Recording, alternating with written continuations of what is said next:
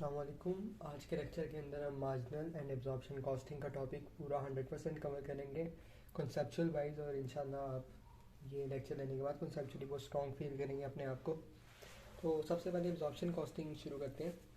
Absorption costing में अगर हम पर यूनिट कॉस्ट की तरफ आए, सबसे पहले हम पर यूनिट कॉस्ट में क्या क्या इंक्लूड करते हैं। तो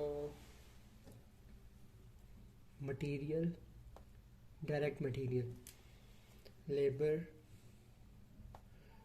वेरिएबल प्रोडक्शन ओवरहेड और फिक्स्ड प्रोडक्शन ओवरहेड, ये चारों चीज़ें प्रोडक्शन कॉस्ट का हिस्सा बनती हैं और ये प्रोडक्ट की कॉस्ट का हिस्सा बनती है।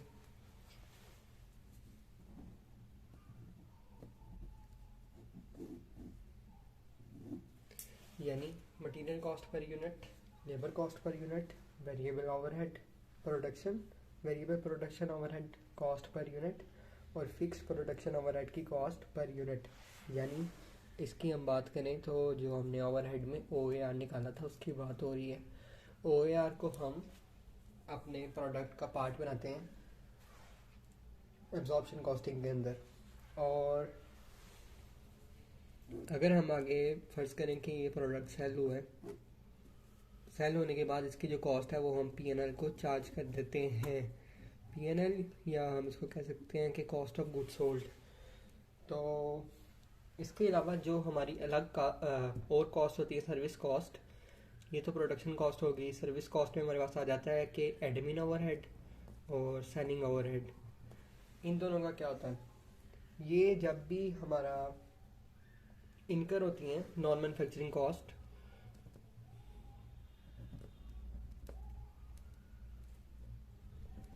तो इनको हम डायरेक्ट P&L में चार्ज कर देते हैं।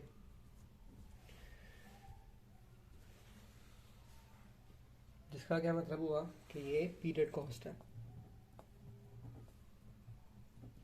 ये प्रोडक्ट कॉस्ट है, यानी material, labour, variable production overhead और fix production overhead. Absorption costing के अंदर हम इनको प्रोडक्ट कॉस्ट की तरह ट्रीट करते हैं, और हमारे पास एडमिन और सेलिंग ओवरहेड जो हैं ये हमारे लिए पीरियड कॉस्ट होती हैं। पीरियड कॉस्ट क्या होती हैं? पीरियड कॉस्ट ऐसी कॉस्ट होती हैं कि जो जिस पीरियड में इनकर होती है उसी पीरियड में P&L में चली जाती है। इसकी आपको मैं थोड़ी सी और इलस्ट्रेशन दे देता हूँ कि मिसाल के तौर पे 2001 का स्टार्ट है और हमने प्रोडक्शन शुरू की है। तो जो हमारे डायरेक्ट मटेरियल, डायरेक्ट लेबर और वेरिएबल प्रोडक्शन ओवरहेड होंगे, इनकर होंगे, वो प्रोडक्ट का पार्ट बन जाएंगे और हम अपने फिक्स प्रोडक्शन ओवरहेड को एस्टिमेट करके प्रोडक्ट का पार्ट बना देंगे। फिर अब मिसाल के तौर पे इन्वेंट्री का पार्ट है हमारा प्रोडक्ट, लेकिन ये 2001 में सेल नहीं हुआ, सेल हुआ 2002 में। अगर ये 2002 में सेल हुआ तो इसका मतलब है कि ये P&L में कब जाएगा? P&L में जाएगा 2002 में, हालांकि ये मैन्युफैक्चर हुआ था 2001 में। और अब हम नीचे आ जाते हैं। ये हमारी जो सर्विस सेक्टर की कॉस्ट है, एडमिन ओवरहेड और सेलिंग ओवरहेड, ये बेशक सेल 2002 में हो रहे हैं ये वाला प्रोडक्ट, लेकिन ये पीरियड कॉस्ट है, इसलिए ये 2001 के अंदर ही P&L का हिस्सा बन जाएगी। ठीक है, पीरियड कॉस्ट और प्रोडक्ट कॉस्ट का आपको डिफरेंस समझ आ गया होगा। मेन ये एग्जांपल आपको समझाने का मकसद यही था कि बताया जा सके कि पीरियड कॉस्ट क्या होती है और प्रोडक्ट कॉस्ट क्या होती है, और एब्जॉर्प्शन का कॉस्टिंग में पर यूनिट कॉस्ट का हिस्सा कौन सी चार चीज़ें होती हैं। Main difference fix production overhead ही क्रिएट करते हैं, क्योंकि हम एब्जॉर्प्शन कॉस्टिंग में इसको पर यूनिट कॉस्ट के तौर पे ट्रीट करते हैं, और in case of marginal costing ये भी as a period cost consider होती है। वो हम आगे चल के देख लेते हैं। अब हम मार्जिनल कॉस्टिंग को देख लेते हैं। मार्जिनल कॉस्टिंग में क्या होता है कि हमारा जो कॉस्ट पर यूनिट है वो कौन सी तीन चीज़ें कॉन्स्टिट्यूट करती हैं। हमने पहली बात की direct material, labour, variable production overhead. सिर्फ ये तीनों आइटम हमारा पर यूनिट कॉस्ट में शामिल होती हैं, और इनको हम कहेंगे प्रोडक्ट कॉस्ट। ये पहला डिफरेंस आ गया। एब्जॉर्प्शन कॉस्टिंग में क्या था कि यहाँ पे फिक्स प्रोडक्शन ओवरहेड भी प्रोडक्ट कॉस्ट का हिस्सा बन रहा था, यानी पर यूनिट कॉस्ट में शामिल हो रहा था। लेकिन मार्जिनल कॉस्ट में क्या है कि फिक्स प्रोडक्शन ओवरहेड हमारी पर यूनिट कॉस्ट का हिस्सा नहीं है, यानी प्रोडक्ट कॉस्ट का हिस्सा नहीं है। तो ये हमारे प्रोडक्ट का हिस्सा बन गई। इसका मतलब है कि जब ये सेल होगी तो ये P&L में इसकी कॉस्ट चली जाएगी, या कॉस्ट ऑफ गुड्स सोल्ड में। लेकिन जो अब हमारे पास एडमिन ओवरहेड आ गए या सेलिंग ओवरहेड आ गए, ये जाएंगे डायरेक्ट P&L में, क्योंकि ये होती है पीरियड कॉस्ट। पीरियड कॉस्ट का मैंने कॉन्सेप्ट बताया अभी पिछले क्वेश्चन में भी, सॉरी पिछले सिनेरियो में भी, कि जो कॉस्ट हम जब इनकर होती हैं उसी साल P&L में भेज दें उनको हम पीरियड कॉस्ट कहते हैं। और जिस तरह मिसाल के तौर पे ये प्रोडक्ट अगर 2001 में बन रहा हो और पिक 2002 में रहा हो, तो इसकी जो प्रोडक्ट कॉस्ट है वो 2002 के अंदर जाएगी P&L में, लेकिन जो पीरियड कॉस्ट है वो फिर भी 2001 के अंदर ही जाएगी P&L में। ठीक है, अब हम आगे इसको एग्जांपल से कर लेंगे तो हमें समझ आ जाएगी कि मैं क्या बात कर रहा हूँ, और ये सारी चीज़ें भी समझ आ जाएंगी कि हम यहाँ पे अगर फिक्स प्रोडक्शन ओवरहेड नहीं ले रहे तो इसका क्या मतलब है। तो फिक्स प्रोडक्शन ओवरहेड फिर कहाँ जाएगा? हम फिक्स प्रोडक्शन ओवरहेड को भी as a period cost treat करते हैं इन तीनों के साथ, इन दोनों के साथ, सॉरी। ठीक है, डिफरेंस क्या आया? डिफरेंस ये आया कि फिक्स प्रोडक्शन ओवरहेड यहाँ से उठ के यहाँ आ गया, बाकी और कोई डिफरेंस नहीं है। यही डिफरेंस है मेन जिसको हम कवर करेंगे। अंडर और अप्लाइड का कॉन्सेप्ट समझने के लिए एक एग्जांपल कर लेते हैं। हम एग्जांपल में नोट कर लेता हूँ पहले। अच्छा जी, वही अल मशहूर OAR जो हम पहले भी पढ़ चुके हैं, अब हम वो दोबारा से एक बार सॉल्व कर लेंगे ताकि हम अंडर और एब्जॉर्ब का जो कॉन्सेप्ट था वो में रिवाइज हो जाए।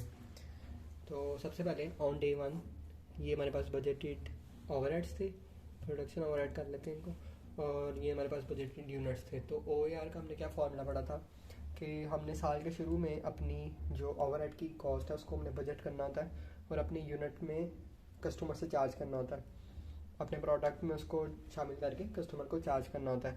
तो साल के शुरू में हमें नहीं पता होता कि अभी हमें कितना इलेक्ट्रिसिटी का बिल आ जाएगा, कितना हमें गैस का बिल आ जाएगा, इसीलिए हमें वो एस्टिमेट करना पड़ता है।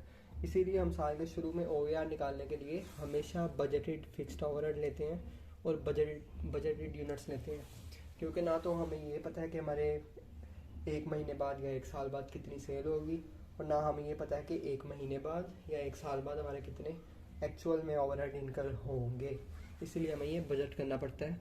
तो हम OAR निकाल लेते हैं 160,000 डिवाइडेड बाई 20,000, तो ये आ जाएगा 8 पर यूनिट।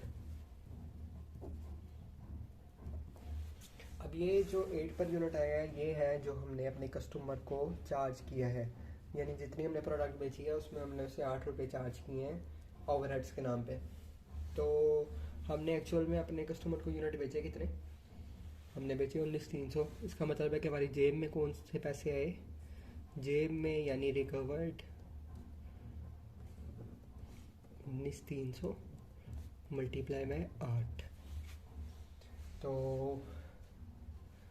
ये हमारे पास हो जाएगा 154,400।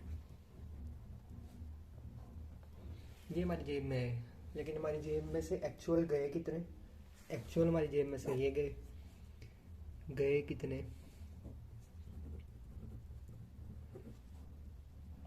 192,000, यानी कि हमें लॉस हो गया। लॉस का क्या मतलब? लॉस का मतलब ये हुआ कि हमने ओवरहेड अंडर अप्लाइड किए थे, यानी जितने चार्ज करने चाहिए थे उससे हमने कम चार्ज किए और हमें लॉस हो गया।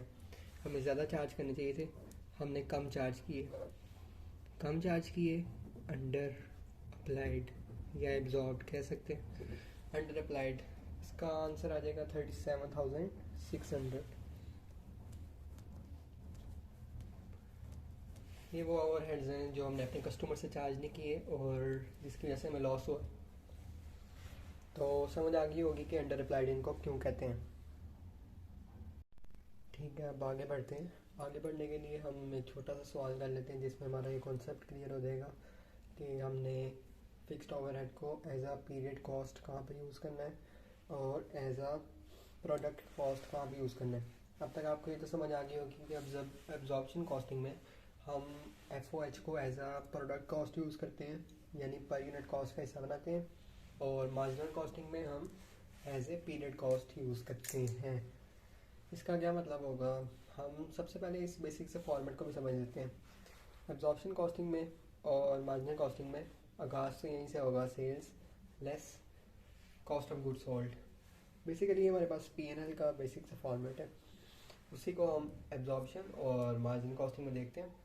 Sales less cost of goods sold, उसके बाद हम यहाँ पे ओपनिंग कॉस्ट और जो इस साल की हमारी प्रोडक्शन है वो वाली कॉस्ट यहाँ पे आएगी, और उसमें से हम क्लोजिंग को लेस करेंगे और जो वैल्यू बचेगी उसको हम यहाँ पे बेचेंगे। ये वाली कॉस्ट हम जब cost of goods sold minus करेंगे सेल में से तो हमारे पास आ जाएगा ग्रॉस प्रॉफिट। अभी तक के लिए इतना ही बहुत है, बाकी जो आगे वाला फॉर्मेट है वो हम नेक्स्ट क्वेश्चन में एडवांस लेवल पे समझते हैं।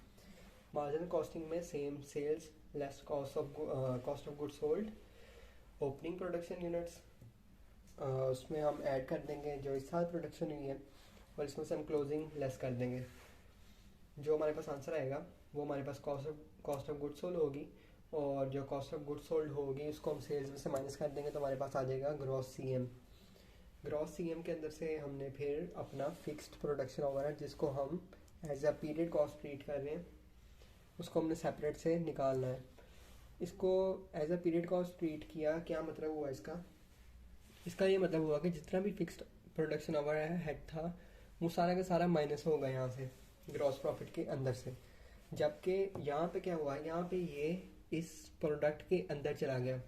प्रोडक्ट के अंदर जाने का मतलब क्या है कि क्लोजिंग स्टॉक के अंदर जो से यूनिट्स आएंगे जो इस साल क्लोज नहीं हुए वो इनमें से निकल जाएंगे और वो अगले पीरियड में जाके ओपनिंग में चले जाएंगे, यानी इस साल वो बिल्कुल भी सेल नहीं होंगे और उसका P&L पे कोई फ़र्क नहीं पड़ेगा। जो यूनिट सेल नहीं होंगे उनका P&L पे कोई फ़र्क नहीं पड़ेगा, उनमें जो फिक्स्ड ओवरहेड चार्ज हुआ होगा वो भी हम P&L में चार्ज नहीं करेंगे। जबकि यहाँ क्या हुआ, यहाँ पे जितना भी फिक्स ओवरहेड था पूरे हमारे पीरियड में उसको हमने पीरियड कॉस्ट ट्रीट किया और पूरा का पूरा इसी पीरियड में माइनस होगा। क्वेश्चन को स्टार्ट करते हैं। सबसे पहले हम डाटा देखते हैं। डाटा में हमें गिवन है कि सेल्स हमारी हुई है 8500 यूनिट्स की, तो हम फिल करना स्टार्ट करते हैं। हमारा ओपनिंग नील है और हमारी प्रोडक्शन है 10,500 यूनिट्स की, और हमारा क्लोजिंग स्टॉक, इसका मतलब क्या हुआ कि सेल्स अगर 8500 की है और प्रोडक्शन 10,500 की है और ओपनिंग हमारा नील है, तो अगर तो प्रोडक्शन 10,500 की थी और सेल्स सिर्फ 8,500 हुए हैं तो बाकी रह गए 2,000, वो हो जाएगा हमारा क्लोजिंग। सिंपली यहाँ पे भी सेम डाटा आएगा। सेल्स प्राइस भी मेरे क्वेश्चन में गिवन है तो वो भी हम मेंशन कर लेते हैं, इजी मार्क्स, ठीक है। और इसको अगर हम मल्टीप्लाई कर दें तो ये आ जाएगा 1,20,000।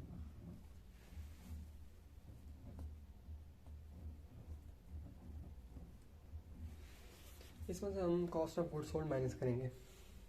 अब प्रोडक्शन की हमारी जो कॉस्ट आएगी पर यूनिट कॉस्ट क्या होगी जिससे हम मल्टीप्लाई करेंगे। हमें क्वेश्चन में गिवन है डायरेक्ट मटेरियल, डायरेक्ट लेबर और वेरिएबल प्रोडक्शन ओवरहेड, ये तीनों चीज़ें तो दोनों जगह पे हमारा पर यूनिट कॉस्ट का हिस्सा बनेगी। अगर हम इसको प्लस कर लें तो ये बनती हैं 50, 70 और 85 per unit. In case of marginal costing इस 85 पर यूनिट को तो हम डायरेक्ट अपनी पर यूनिट कॉस्ट बना लेंगे, लेकिन इन केस ऑफ एब्जॉर्प्शन कॉस्टिंग हमें उसमें अपना फिक्स प्रोडक्शन ओवरहेड इंक्लूड करना है, ठीक है। सबसे पहले हम फिक्स प्रोडक्शन ओवरहेड इंक्लूड करना है तो हमें OAR चाहिए होगा। हमें यहाँ पर उन्होंने कंबाइन FOH दी है और हमें ये पता है कि एक्चुअल यूनिट और बजटेड यूनिट इक्वल हैं, तो हम क्या करेंगे 52,500 को डिवाइड कर देंगे अपने बजटेड यूनिट्स के साथ जो कि एक्चुअल यूनिट्स के इक्वल हैं। एक्चुअल यूनिट्स कितने हैं, हमारी प्रोडक्शन हुई है 10,500 की, 10,500, तो इसका आंसर आ जाएगा 5 पर यूनिट। यानी डायरेक्ट मटेरियल, डायरेक्ट लेबर और वेरिएबल प्रोडक्शन ओवरहेड को अगर प्लस किया तो 85 पर यूनिट। इस 85 पर यूनिट में ये 5 पर यूनिट हम अगर प्लस कर दें तो ये हो जाएगा 90 पर यूनिट। यानी कि जो हमारी एब्जॉर्प्शन कॉस्टिंग में पर यूनिट कॉस्ट बनेगी वो बनेगी 90 पर यूनिट इस पीरियड की। तो यहाँ पे 90 आ जाएगा, यहाँ पे भी 90 आ जाएगा। अगर हम इसको मल्टीप्लाई कर दें तो 945,000 और 180,000। ठीक है, अब क्लोजिंग जो है वो हमारा नेक्स्ट पीरियड के पीएनएल में ओपनिंग बन के आएगा। तो इसको तो यहाँ से हमने माइनस कर देना, स्पेस कम होगी मेरे पास। 945,000 में से हम 180,000 अगर माइनस करेंगे तो ये मेरे पास आ जाएगा 765,000। इसको हम यहाँ पे लिखते हैं आमतौर पे, लेकिन मेरे पास स्पेस कम हो गई है तो इसके नीचे ही आ गया। तो आप समझेंगे यहीं पे लिख रहा हूँ। इसको हम 765,000 को इसमें से माइनस कर देंगे तो हमारे पास आ जाएगा ग्रॉस प्रॉफिट। ग्रॉस प्रॉफिट हमारा बन जाएगा 255,000 और यही हमारा नेट प्रॉफिट है, क्योंकि हमारे पास कोई अभी एडमिन सेलिंग एक्सपेंस गिवन नहीं है। अब हम अगर अपने मार्जिन वाले हिस्से में आते हैं तो यहाँ पे हमने फिक्स प्रोडक्शन ओवरहेड को as a period cost treat करना है, प्रोडक्ट कॉस्ट ट्रीट नहीं करना। इसका मतलब है कि सिर्फ डायरेक्ट मटेरियल, लेबर और ओवरहेड, वेरिएबल प्रोडक्शन ओवरहेड को ही हम अपनी पर यूनिट कॉस्ट में शामिल करेंगे और ये बनेगा 85 पर यूनिट। तो यहाँ पे सिंपली हम 85 से मल्टीप्लाई करेंगे। 85 से मल्टीप्लाई करने के बाद हमारा आंसर आएगा 892,500।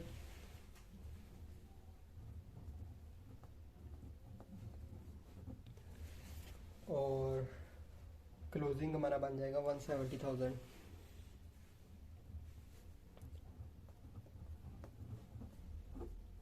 प्रोडक्शन में से हम क्लोजिंग को लेस करेंगे और इसको हम यहाँ लिख देंगे।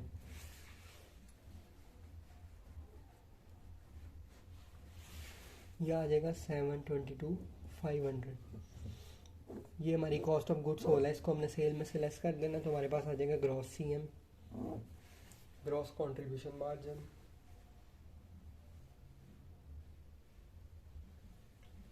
ये आ जाएगा 297,500। अब हम इसमें से ये वाली फिक्स पर ओवरहेड, प्रोडक्शन ओवरहेड कॉस्ट पूरी की पूरी एलिमिनेट कर देंगे, 52,500। तो हमारे पास प्रॉफिट आ जाएगा 245,000। यहाँ पे हमारा प्रॉफिट था 255,000 और यहाँ पे 45,000। डिफरेंस का क्या वजह है? डिफरेंस की ये वजह है कि यहाँ पे फिक्स्ड ओवरहेड पूरा का पूरा इसी पीरियड में निकल गया, जबकि यहाँ क्या हुआ कि हमने फिक्स्ड ओवरहेड को यूनिट कॉस्ट बनाया, उसको हमने पर यूनिट कॉस्ट के अंदर शामिल किया, जिससे क्या हुआ कि क्लोजिंग स्टॉक जो है वो हमारा नेक्स्ट मंथ में शिफ्ट हो गया, नेक्स्ट मंथ या नेक्स्ट पीरियड में शिफ्ट हो गया। वो नेक्स्ट पीरियड का ओपनिंग कॉस्ट बनेगा और जिसकी वजह से हमारा यहाँ से जो फिक्स प्रोडक्शन ओवरहेड था वो थोड़ा सा निकल के नेक्स्ट पीरियड में चला गया है, जिसकी वजह से यहाँ पे हमारा प्रॉफिट ज़्यादा आया है। कॉस्ट कम होने की वजह से कुछ कॉस्ट हमारी नेक्स्ट पीरियड पे शिफ्ट हो गई और यहाँ पे क्या हुआ कि सारी कॉस्ट इसी पीरियड में थी, इसलिए हमारे यहाँ प्रॉफिट कम है, यहाँ ज़्यादा हो गया। उम्मीद है समझ आ गई होगी। अब हम इसकी रिकन्सिलिएशन भी कर लेते हैं। अच्छा, ये हमारा एब्जॉर्प्शन कॉस्टिंग का प्रॉफिट है 255,000 और ये हमारा मार्जिनल कॉस्टिंग का प्रॉफिट है 245,000। डिफरेंस कहाँ से है? डिफरेंस यहाँ से है कि हमारा जो क्लोजिंग स्टॉक था उसमें जो हमारा ओवरहेड था, फिक्स्ड ओवरहेड, वो हमारा नेक्स्ट पीरियड में चला गया, जिसकी वजह से इस डिपार्टमेंट में कॉस्ट कम चार्ज हुई है। तो क्लोजिंग स्टॉक में जो कॉस्ट कम चार्ज हुई है वो कॉस्ट हम दोबारा से यहाँ पे लेस कर देते हैं। हमारा OAR कितना निकला था? 5 पर यूनिट। 5 को मल्टीप्लाई कर दें, इसमें से हमने 5 निकाल लिया OAR और हमने मल्टीप्लाई कर देना है क्लोजिंग स्टॉक के यूनिट से। 5 मल्टीप्लाई बाय 2000 हमारे पास आ जाएगा 10,000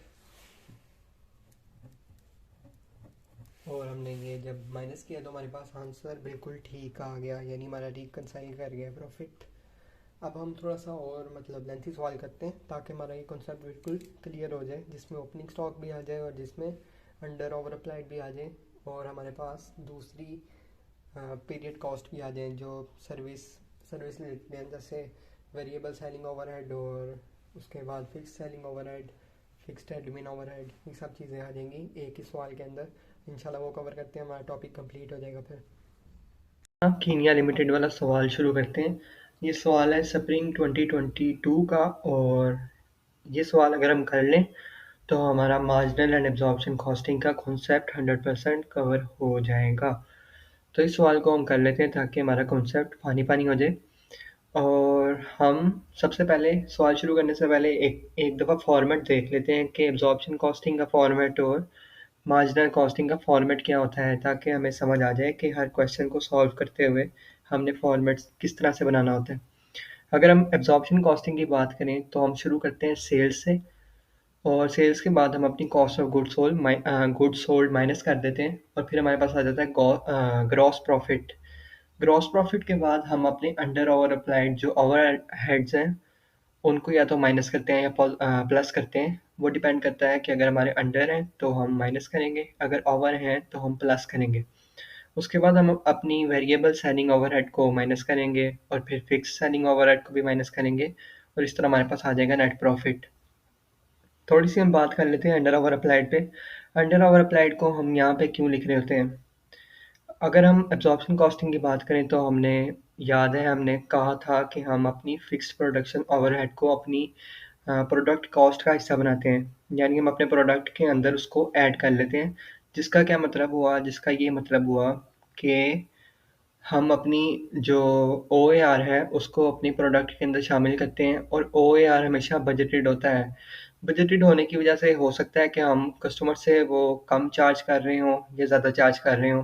अगर कम चार्ज कर रहे होंगे इसका मतलब है कि हमें लॉस हो जाएगा, और लॉस को हम अपनी प्रॉफिट एंड लॉस स्टेटमेंट के अंदर से माइनस कर देंगे ताकि हमारा प्रॉफिट और कम हो जाए और जो हमारा एक्चुअल प्रॉफिट है वो शो हो। सिमिलरली अगर हम कस्टमर से ज़्यादा ओवरहेड्स चार्ज कर लेंगे इसका मतलब है कि हमें एक प्रॉफिट हो जाएगा, और उस प्रॉफिट को हम ऐड कर देंगे ताकि हमारा एक्चुअल प्रॉफिट इस स्टेटमेंट के अंदर शो हो। अब हम मार्जिनल कॉस्टिंग के अंदर आते हैं। मार्जिनल कॉस्टिंग के अंदर हम उसी तरह सेल से शुरू करेंगे। जो सबसे पहला मेजर डिफरेंस आएगा वो यहाँ पर आएगा। हम कॉस्ट ऑफ गुड्स सोल्ड के अंदर यहाँ पे अपनी प्रोडक्ट कॉस्ट के अंदर OAR को हिस्सा नहीं बनाएंगे। हम यहाँ पर सिर्फ अपनी जो डायरेक्ट मटेरियल, डायरेक्ट लेबर और वेरिएबल ओवरहेड, इन तीनों के कंबाइंड मिक्सचर को प्रोडक्ट कॉस्ट का हिस्सा बनाएंगे, और फिक्स्ड ओवरहेड को, प्रोडक्शन ओवरहेड को हम लास्ट में यहाँ से माइनस कर देंगे, और ये हमारे हमेशा एक्चुअल होंगे, जिसकी वजह से हमारा ये अंडर ओवर अप्लाइड वाला किस्सा मार्जिनल के अंदर नहीं आएगा। ठीक है, तो जब हम अपनी कॉस्ट ऑफ गुड्स सोल्ड को सेल्स के अंदर से माइनस करेंगे तो हमारे पास आ जाएगा ग्रॉस कॉन्ट्रीब्यूशन मार्जिन। जब हमारे पास ग्रॉस कंट्रीब्यूशन मार्जिन यहाँ पर आ जाएगा तो उसके बाद हम अपनी वेरिएबल सेलिंग ओवरहेड को यहाँ से माइनस करेंगे। और एक और चीज़, वेरिएबल सेलिंग ओवरहेड, क्योंकि ये सेल्स से इनका ताल्लुक है तो इनको हम जो भी हमें क्वेश्चन में per unit variable selling overhead given होगा इसको हम मल्टीप्लाई करेंगे सेल्स के यूनिट्स के साथ। ठीक है, ये बात आपने याद रखनी है। जब हम वेरिएबल सेलिंग ओवरहेड को ग्रॉस CM के अंदर से माइनस करेंगे तो हमारे पास आ जाएगा नेट CM। और फिर सिमिलरली जिस तरह हमें पता है कि फिक्स प्रोडक्शन ओवरहेड को हम प्रोडक्ट कॉस्ट का हिस्सा नहीं बनाते, मार्जिनल के अंदर ये पीरियड कॉस्ट होती है, तो हमारी जो एक्चुअल फिक्स प्रोडक्शन ओवरहेड होगी वो हम यहाँ से माइनस कर देंगे, और फिर हमारा जो फिक्स सेलिंग ओवरहेड है वो भी हम यहाँ से माइनस करेंगे, तो हमारे पास आ जाएगा नेट प्रॉफिट। ठीक है, अब हम कीनिया लिमिटेड वाला सवाल पढ़ लेते हैं कि सवाल हमें क्या कह रहा है। Kenya Limited is involved in the manufacture of a single product and has a total production capacity of 60,000 units per month. 60,000 पर यूनिट्स पर मंथ ही हमारी नॉर्मल कैपेसिटी है हमारे प्लांट की। तो इसको हम आगे पढ़ लेते हैं, हमें पता चल जाएगा। It is currently operating at its normal capacity of 80%। Normal capacity of 80% यानी ये हमारी बजटेड कैपेसिटी है, हमें 80% यूनिट्स एटलीस्ट बनाने चाहिए बजट के हिसाब से। और करंटली जो कंपनी यूज़ कर रही है वो है absorption costing. Below is the extract from KL's budget for the month of February 2022। ठीक है, हम फेबररी की बात कर रहे हैं और ये हमें बजट दे दिया गया है, कंपनी ने जो बजट किया है। बजट में हमें गिवन है सेलिंग प्राइस गिवन है, और हमें प्राइम कॉस्ट। प्राइम कॉस्ट क्या होती है? डायरेक्ट मटेरियल और डायरेक्ट लेबर के कॉम्बिनेशन को हम प्राइम कॉस्ट कहते हैं। ऊपर हमें गिवन है कि वेरिएबल कॉस्ट पर यूनिट, यानी ये वेरिएबल फैक्ट्री ओवरहेड है और variable selling and admin expenses हैं। Variable selling and admin expenses को हम यहाँ से माइनस करते हैं, ये मैंने आपको बताया था, तो ये यहाँ पे आ जाएंगे, सिंपल। और जो factory overhead, variable factory overhead और प्राइम कॉस्ट है, इन दोनों का कॉम्बिनेशन हमारा प्रोडक्ट कॉस्ट में चला जाएगा। उसके बाद हमें गिवन है कि फिक्स्ड कॉस्ट में फैक्ट्री ओवरहेड्स 2,16,000 और सेलिंग एंड एडमिन एक्सपेंसेस 800,000। ये हमारे पास बजटेड है, क्योंकि हमें ऊपर पता है कि below is the extract from KL's budget, तो ये हमारे पास बजटेड डाटा था। अब हमारे पास एक्चुअल डाटा नीचे गिवन है। At the for the month of February 2022, तो एक्चुअल डाटा में हमें बताया जा रहा है कि हमारी जो प्रोडक्शन कैपेसिटी है वो 75% यूज़ हो सकी, यानी कि हमारे जो एक्चुअल यूनिट प्रोड्यूस है वो हम यहाँ से निकाल लेंगे। उसके बाद हमें बता दिया गया है कि हमारी सेल्स 47,000 यूनिट्स की हुई हैं और सेलिंग प्राइस बजटेड, यानी जितनी सेलिंग प्राइस हमने बजट की थी उसी पे ही सेल हुई हैं, लेकिन यूनिट्स हमारे 47,000 सेल हुए हैं। उसके बाद अगर हम बात करें तो हमारे ओपनिंग स्टॉक यूनिट्स 10,000 थी, हमें गिवन है, और इनकी कॉस्ट भी हमें गिवन है 1.6 मिलियन। और कंपनी एब्जॉर्प्शन कॉस्टिंग यूज़ कर रही है, यानी इस कॉस्ट के अंदर हमारे OAR शामिल होगा।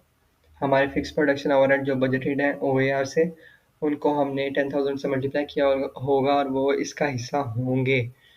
उसके बाद हम देखें तो fixed factory overheads were absorbed in the prior month at the rate of 40 per unit, यानी ये हमें उन्होंने सिंपली गिवन कर दिया है कि पिछले मंथ में हमारा जो OAR था वो 40 पर यूनिट था, और उस 40 पर यूनिट को हमने अपने प्रोडक्ट का हिस्सा बनाया, तो ये हमारी ओपनिंग कॉस्ट 1.6 मिलियन की बनी। उसके बाद हम देखें तो लास्ट पॉइंट है, fixed factory overheads exceeded the budget by 500,000 due to increase in electricity cost, यानी हमने जो बजट किया था उसके मुकाबले में हमारा एक्चुअल ज़्यादा हो गया 500,000 से। इसका मतलब है कि हमने अंडर अप्लाइड किया ओवरहेड्स को। ठीक है, इसको सॉल्व करते हैं। सबसे पहले हम इजी इजी चीज़ें पकड़ लेते हैं। इजी चीज़ क्या है? सबसे पहले सेल्स है।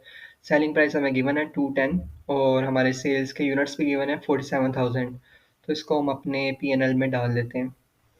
ठीक है, यहाँ पे मैं 47,000 को मल्टीप्लाई कर रहा हूँ इसके साथ 210 के साथ, ये हमारे पास आ गया 9.8 मिलियन। तो उसके बाद हम कॉस्ट ऑफ गुड्स सोल्ड को माइनस करेंगे। तो कॉस्ट ऑफ गुड्स सोल्ड में सबसे पहले हमारे पास ओपनिंग स्टॉक आ जाएगा। हम एब्जॉर्प्शन कॉस्टिंग को देख रहे हैं, तो ओपनिंग स्टॉक हमें गिवन है क्वेश्चन के अंदर। हमें बताया गया कि opening stock of 10,000 units costing 1.6 million. 1.6 million हमारे एब्जॉर्प्शन कॉस्टिंग के हिसाब से गिवन है, तो सिंपली हम 1.6 मिलियन को ऐड कर लेंगे।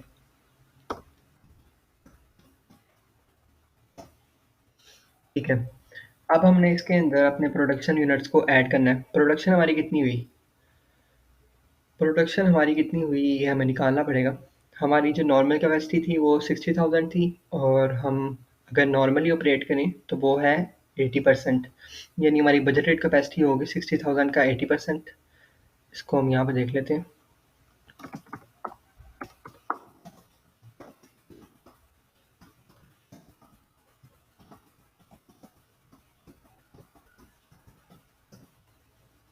बजटेड कैपेसिटी हमारी आएगी 60,000 मल्टीप्लाई बाय 80%, और एक्चुअल में हमारी जो प्रोडक्शन हुई है वो है 75% हमें गिवन है।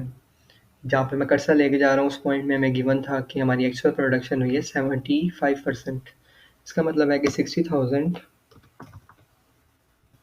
मल्टीप्लाई बाय 0.75, तो ये आ गई हमारी एक्चुअल प्रोडक्शन। एक्चुअल प्रोडक्शन हमारी हुई 45,000 यूनिट्स की, तो इनको हम ऊपर लिख लेते हैं। यहाँ पे हमारे पास आ देखो 45,000। तो अब 45,000 की हमने कॉस्टिंग कैसे करनी है? 45,000 को हमने किस पर यूनिट प्राइस पे मल्टीप्लाई करना है? तो उसके लिए हम देख लेते हैं। हमें गिवन है प्राइम कॉस्ट और वेरिएबल फैक्ट्री ओवरहेड्स। फिर इन दोनों को अगर हम प्लस कर दें तो ये तो हमारा मार्जिनल में मार्जिनल में हमारी पर यूनिट कॉस्ट निकल आएगी, लेकिन हमें यहाँ पे चाहिए एब्जॉर्प्शन के लिए। एब्जॉर्प्शन के लिए हमें अंदर ओ ए आर को ऐड करना पड़ेगा। तो ओ ए आर हम कैसे निकालते हैं? ओ ए आर हम ऐसे निकालते हैं कि हम अपनी बजटेड जो फैक्ट्री ओवरहेड्स हैं उनको हम डिवाइड कर देते हैं अपने बजटेड प्रोडक्शन के साथ। बजटेड प्रोडक्शन हमारी कितनी है? 48,000 यूनिट्स। और हमारे पास बजटेड ओवरहेड्स कितने हैं वो हमें क्वेश्चन में गिवन थे, ये हैं 2,16,000। तो इसको हम सिंपली फॉर्मूले में पुट करते हैं तो हमारा ओ ए आर आ जाएगा फरवरी के महीने का 2,16,000 डिवाइडेड बाय 48,000। ये हमारी बजटेड कैपेसिटी थी। तो ओ ए आर हमारा आ गया 42 पर यूनिट। ठीक है, इस 42 पर यूनिट को हम 75 per unit plus 45 per unit में ऐड कर देंगे, यानी ये हो जाएगा 75 प्लस 45 प्लस जो हमने नीचे अभी ओ ए आर निकाला 42, सॉरी इक्वल टू पुट करना भूल गया मैं। फिर हमारा हो जाएगा 162। 162 जो है हमारी पर यूनिट कॉस्ट आ गई एज पर एब्जॉर्प्शनल कॉस्टिंग। ठीक है, तो यहाँ पे हम 162 को सिंपली मल्टीप्लाई कर देते हैं। मल्टीप्लाई किससे करेंगे? मल्टीप्लाई हम अपनी प्रोडक्शन से करेंगे, जो हमारी एक्चुअल प्रोडक्शन हुई। एक्चुअल प्रोडक्शन हमारी कितनी हुई? एक्चुअल प्रोडक्शन हमारी हुई 45,000 यूनिट्स की। ठीक है, तो यहाँ पे हमारे आ जाएंगे 45,000 यूनिट्स। तो ये हमारी आगे प्रोडक्शन। अब हमने इसमें से क्या करना होता है? इसमें से हमने क्लोजिंग स्टॉक को माइनस करना होता है। तो क्लोजिंग स्टॉक हमारे यूनिट्स कितने क्लोजिंग स्टॉक्स के वो हमें निकालने पड़ेंगे। सबसे पहले हम देख लेते हैं कि हमारी प्रोडक्शन कितनी हुई। प्रोडक्शन हमारी हुई 45,000 की। उसके बाद हमारे जो ओपनिंग स्टॉक यूनिट्स थे हमें क्वेश्चन में गिवन है वो 10,000 है, यानी ये हमारे फरवरी के महीने में पूरे यूनिट्स से जो हमने सेल करने थे। ठीक है, इनको हमने सेल करना था और हमारी एक्चुअल में सेल कितनी हुई वो हमें गिवन है 47,000 की, यानी 55,000 में से अगर हम 47,000 माइनस कर दें, जो हमारे पास रिमेनिंग बचेगा वो हमारा क्लोजिंग स्टॉक होगा। तो हम सिंपली 45,000 को प्लस करते हैं 10,000 और इसमें से माइनस कर देते हैं अपनी सेल्स को। हमारा क्लोजिंग स्टॉक आ गया 8,000। इस 8,000 यूनिट्स को हम अपनी पर यूनिट कॉस्ट से मल्टीप्लाई कर देते हैं। पर यूनिट कॉस्ट है हमारी 162, हमने अभी निकाली। 162 मल्टीप्लाई बाय 8,000। ठीक है, अब क्या होगा? अब ये होगा कि हम अपनी ओपनिंग ओपनिंग स्टॉक को प्रोडक्शन में हमने ऐड किया और क्लोजिंग स्टॉक को माइनस किया, तो ये हमारे पास वैल्यू आ गई। अब सेल्स के अंदर से हम अपनी कॉस्ट ऑफ गुड्स सोल्ड को अगर माइनस करें तो ये हमारा ग्रॉस प्रॉफिट आ जाएगा 2.276 मिलियन का। इसमें हम अंडर या ओवर अप्लाइड जो होगा उस हिसाब से माइनस या प्लस कर देंगे। अगर अंडर हुआ तो हम माइनस करेंगे, अगर ओवर हुआ तो हम प्लस करेंगे। क्यों करेंगे ये मैंने ऑलरेडी आपको क्वेश्चन के शुरू में बता दिया है। तो हम अंडर ओवर अप्लाइड निकाल लेते हैं। सबसे पहले हमारी बजटेड कैपेसिटी क्या थी? हमारी बजटेड कैपेसिटी थी 48,000 यूनिट्स की। उसी तरह लिख लेते हैं, ये मैंने ऑलरेडी निकाल दिया हुआ है यहाँ पे। और हमारी एक्चुअल प्रोडक्शन हुई वो हमारी हुई 45,000 यूनिट्स की। हमने ओवरहेड जो एक्चुअल में हमारे इनकर हुए वो कितने हुए हमें क्वेश्चन में गिवन है। क्वेश्चन में हमें गिवन है कि हमारे फैक्ट्री ओवरहेड्स 2,16,000 ये हमारे बजटेड फैक्ट्री ओवरहेड्स हैं और एक्चुअल में हमारे 500,000 ज़्यादा इनकर हुए। इसका मतलब है कि 2,16,000 में अगर हम अपने 500,000 को ऐड कर दें तो ये हमारे एक्चुअल ओवरहेड्स हो जाएंगे। तो हम सिंपली अपने एक्चुअल ओवरहेड्स में ऐड कर लेते हैं। एक्चुअल ओवरहेड्स हमारे हो जाएंगे 2,16,000 प्लस 500,000। तो हमारे एक्चुअल ओवरहेड्स हो गए 2,516,000। हमने एब्जॉर्ब कितने किए? एब्जॉर्ब यानी हमारी जेब में कितने आए। जेब में कितने आए इसका मतलब कि हमने हाँ हमने रिकवर कितने किए ओवरहेड्स को। तो रिकवर करने के लिए सबसे पहले ये हमारा ओ ए आर है 42 पर यूनिट, इसको हम मल्टीप्लाई कर देंगे हमारी एक्चुअल प्रोडक्शन के साथ। एक्चुअल प्रोडक्शन हमारी कितनी हुई 45,000, यानी हमने 45,000 यूनिट्स प्रोड्यूस किए। तो इसका मतलब है कि जो हमारा 42 हमारा ओवरहेड एब्जॉर्प्शन रेट था वो 45,000 से रिकवर हो जाएगा, यानी हमारी एक्चुअल रिकवरी इतनी होगी 1 मिलियन 1.89 मिलियन। तो इसका मतलब एक्चुअल हमारे ज़्यादा है, तो ये हमारा अंडर अप्लाइड ओवरहेड्स हो जाएंगे। हम इसमें से माइनस कर देते हैं अपने एक्चुअल को। तो हमारे अंडर अप्लाइड ओवरहेड्स हैं 626,000। तो इसको हम सिंपली यहाँ पे पुट करेंगे।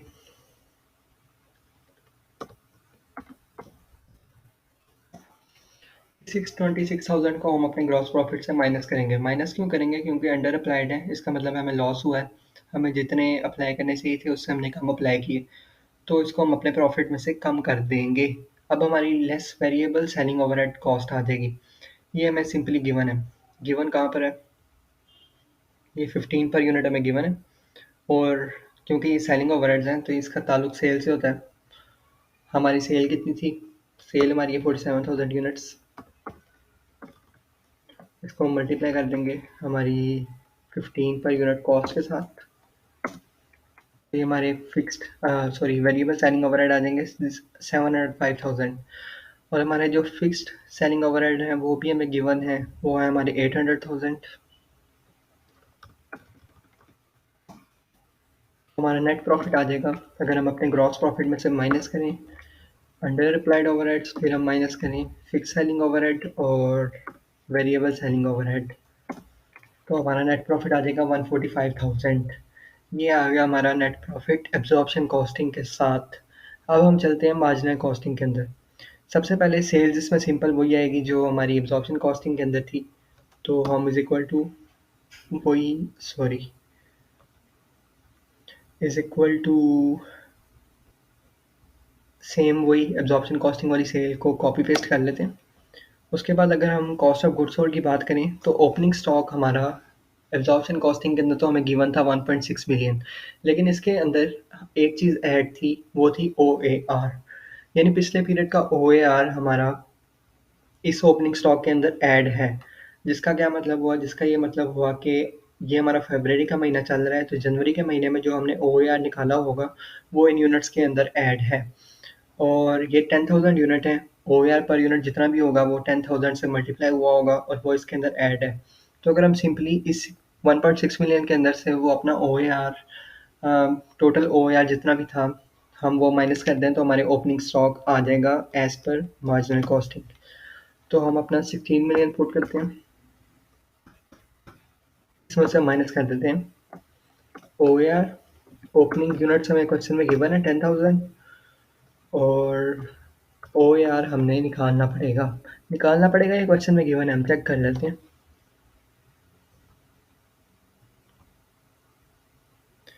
तो हमने क्वेश्चन देखा तो पता चला कि ये तो हमें क्वेश्चन में गिवन है। प्रायर मंथ का OAR था 40 पर यूनिट, तो इस 40 को हम 10,000 से मल्टीप्लाई करके 1.6 मिलियन में से सिंपली लेस कर देंगे। ठीक है, 1.6 मिलियन लेस 10,000 मल्टीप्लाई बाय 40।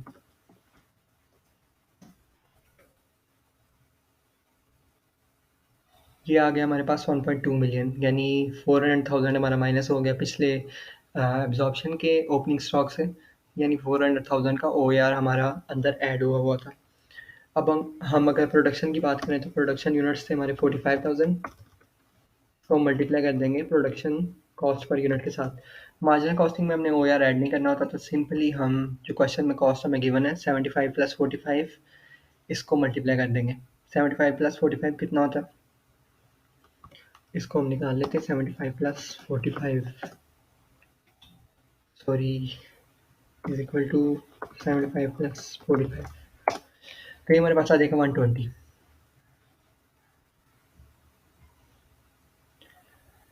तो हमने अपने प्रोडक्शन यूनिट्स यानी 45,000 को मल्टीप्लाई कर देना 120 से। उसके बाद हमारी जो क्लोजिंग स्टॉक यूनिट्स थे 8,000, अभी हमने मल्टीप्लाई कर देना 120 से। ठीक है, तो ये हमारे पास आ गया ओपनिंग स्टॉक, प्रोडक्शन और क्लोजिंग स्टॉक। सिंपली अगर हम ओपनिंग स्टॉक को प्रोडक्शन में ऐड करें और क्लोजिंग स्टॉक को माइनस करते हैं, क्लोजिंग स्टॉक को माइनस कर दें तो ये हमारे पास आ जाता है 5.640 मिलियन। यानी कि ये हमारी आ गई कॉस्ट ऑफ गुड्स सोल्ड। हम अपनी सेल्स के अंदर से कॉस्ट ऑफ गुड्स सोल्ड को माइनस कर देते हैं, तो ये हमारे पास आ गया ग्रॉस सीएम। ग्रॉस सीएम हमारा आया 4.230 मिलियन। तो ग्रॉस सीएम में से हमने अपनी लेस करना है वेरिएबल सेलिंग ओवरहेड, तो ये सेम वही होंगे जो एब्जॉर्प्शन कॉस्टिंग के अंदर से, तो हम इनको वही पुट कर देते हैं, सेम कॉपी पेस्ट। और अब हम अपनी ग्रॉस सीएम के अंदर से अगर माइनस करते हैं अपने वेरिएबल सेलिंग ओवरहेड्स को, तो ये हमारे पास आ जाता है नेट सीएम। नेट सीएम में से हम अपनी फिक्स प्रोडक्शन ओवरहेड को माइनस करेंगे। ये फिक्स प्रोडक्शन ओवरहेड्स हमारे एक्चुअल वाले होंगे जो हमें क्वेश्चन में गिवन थे 2.016 मिलियन। तो हमने उनमें अपने 500,000 जो एक्सीड हुए थे वो ऐड कर देने हैं और एक्चुअल वालों को यहाँ से माइनस करना है। यानी जो हमने यहाँ पे एक्चुअल निकाले थे ये 2,516,000, इनको हम यहाँ पे पुट कर देंगे 2,516,000, इनको हमने पुट कर दिया। और हमारे फिक्स सेलिंग ओवरहेड हमने ऑलरेडी क्वेश्चन में गिवन है, तो हम बस पुट कर देंगे इनको भी और हमारा नेट प्रॉफिट आ जाएगा। नेट प्रॉफिट कैसे आएगा, हम नेट सीएम में से अपना माइनस करेंगे फिक्स प्रोडक्शन ओवरहेड और माइनस करेंगे फिक्स सेलिंग ओवरहेड्स, तो हमारा आ जाएगा नेट प्रॉफिट। नेट प्रॉफिट हमारा आया 209,000 और हमारा एब्जॉर्प्शन कॉस्टिंग में आया था 145,000। तो हमें रिक्वायरमेंट थी कि हमने पीएनएल बनाना था एब्जॉर्प्शन कॉस्टिंग से और पीएनएल बनाना था मार्जिनल कॉस्टिंग से, और फिर हमने रिकनसाइल भी करना था। तो अब हमारा पीएनएल तो बन गया, लेकिन हमें रिकनसाइल करना है, तो हम रिकनसाइल कर लेते हैं। सबसे पहले हम स्टार्ट करते हैं एब्जॉर्प्शन के प्रॉफिट से। एब्जॉर्प्शन का प्रॉफिट हमारा गिवन है 145,000 और मार्जिनल का हमारा प्रॉफिट मार्जिनल का हमारा प्रॉफिट है 209,000। अच्छा, हम देखते हैं सबसे पहले हमारा एब्जॉर्प्शन का प्रॉफिट है 145,000। तो हमारे दोनों पीएनएल में सबसे मेजर डिफरेंस कहाँ पे आता है? सबसे मेजर डिफरेंस हमारा सेल्स सेम थी। कॉस्ट ऑफ गुड्स सोल्ड में अगर हम आए तो यहाँ पे हमारी कॉस्ट ऑफ गुड्स सोल्ड काफ़ी कम है और यहाँ पे हमारी कॉस्ट ऑफ गुड्स सोल्ड काफ़ी ज़्यादा है, जिसकी वजह से यहाँ पे डिफरेंस आया मेन। वो डिफरेंस क्यों है? हम अपने एब्जॉर्प्शन कॉस्टिंग में अगर देखें तो हम अपनी फिक्स्ड प्रोडक्शन ओवरहेड को, बजटेड प्रोडक्शन ओवरहेड को अपनी प्रोडक्शन कॉस्ट के अंदर शामिल करते हैं और उस प्रोडक्शन कॉस्ट को हम फिर अपनी कॉस्ट ऑफ गुड्स सोल्ड के तौर पे ट्रीट कर लेते हैं। यानी कि जो हमारे क्लोजिंग स्टॉक होगा, अगर वो अ, अगर उसमें हमारी फिक्स प्रोडक्शन ओवरहेड शामिल है तो इस मंथ के अंदर हम उसे पीएनएल में एज अ एक्सपेंस ट्रीट नहीं करेंगे और वो नेक्स्ट मंथ में चला जाएगा। यानी जब तक हमारा प्रोडक्ट सेल नहीं होगा तब तक हमारा ये जो बजटेड ओवरहेड है ये हमारा नेक्स्ट मंथ में शिफ्ट होता जाएगा और इस मंथ में इसका एक्सपेंस नहीं कटेगा। जिसकी वजह से क्या होता है, जिसकी वजह से हमारा यहाँ पे एक्सपेंस कम कटेगा, तो एक्सपेंस कम कटेगा उसकी वजह से हमारा प्रॉफिट ज़्यादा हो जाएगा। सिंपली अगर हम ओपनिंग स्टॉक की बात करें तो ओपनिंग स्टॉक जो हमारा पिछले मंथ में सेल नहीं हुआ वो इस मंथ का ओपनिंग स्टॉक है और पिछले मंथ का जो ओवरहेड है वो इस मंथ में भी ऐड हुआ है। जिसका ये मतलब कि हमारा ओपनिंग स्टॉक की कॉस्ट ज़्यादा हो गई है, जिसकी वजह से हमारा जो पीएनएल है एब्जॉर्प्शन कॉस्टिंग का उसमें एक्सपेंस भी ज़्यादा हो गया। उस एक्सपेंस के ज़्यादा होने की वजह से हमारा जो प्रॉफिट है वो कम हो गया। तो हम इस अगर इफ़ेक्ट को रिवर्स कर दें तो हमारा पीएनएल दोनों एब्जॉर्प्शन और मार्जिनल कॉस्टिंग का कंसाइल कर जाएगा। तो हम इसको सॉल्व करके देख लेते हैं मैथमेटिकल टर्म्स से, आपको समझ आ जाएगी इंशाल्लाह। एब्जॉर्प्शन कॉस्टिंग का प्रॉफिट हमने लिख लिया 145,000 जो हमने निकाला था। क्लोजिंग स्टॉक डिफरेंस की अगर हम बात करें तो क्लोजिंग स्टॉक हमारी यूनिट्स हैं 8,000 और हमने ओएआर निकाला था जो इस पीरियड का था 42 पर यूनिट। यानी हमारा जो 336,000 है वो हमारा इस मंथ का ओएआर था, लेकिन क्योंकि वो क्लोजिंग स्टॉक में ऐड हो गया तो वो अब नेक्स्ट मंथ में चार्ज होगा। तो हम क्यों ना उसको इसी मंथ में चार्ज कर लें। अगर इसी मंथ में हम चार्ज कर लेंगे तो हमारा वो मार्जिनल कॉस्टिंग से रिकनसाइल कर जाएगा। अब सिमिलरली हमारा जो ओपनिंग स्टॉक का डिफरेंस है उसमें हमारा पिछले मंथ का ओ ऐड है। पिछले मंथ का हमारा ओ था 40 पर यूनिट और हमारे ओपनिंग स्टॉक के यूनिट्स गिवन है जो हमें वो हैं 10,000, यानी ये 400,000 हमारा पिछले मंथ का ऐड हुआ है। ये हमें पिछले मंथ में चार्ज करना चाहिए था, हम इस मंथ में चार्ज कर रहे हैं। तो अगर हम इसको ऐड बैक कर दें, जो हमने ज़्यादा एक्सपेंस काट लिया उसको हम ऐड बैक कर दें तो हमारा मार्जिनल से प्रॉफिट रिकनसाइल कर जाएगा। मुझे उम्मीद है समझ आ गई होगी, थोड़ा सा कॉम्प्लिकेटेड है लेकिन अगर आप दोबारा से सुनेंगे तो आपको समझ आ जाएगी। एब्जॉर्प्शन कॉस्टिंग में से हम लेस कर दें क्लोजिंग स्टॉक डिफरेंस को और ऐड कर दें ओपनिंग स्टॉक डिफरेंस को, तो हमारा प्रॉफिट रिकनसाइल कर जाएगा। सिंपली ये वो 145,000 और ये 209,000। मुझे उम्मीद है कि ये क्वेश्चन आपको समझ आ गया होगा और पूरा मार्जिनल एब्जॉर्प्शन कॉस्टिंग का जो कॉन्सेप्ट है वो भी समझ आ गया होगा। इसी होप के साथ अपने इस लेक्चर को एंड करते हैं और मिलते हैं नेक्स्ट लेक्चर में। तब तक के लिए अल्लाह हाफिज़।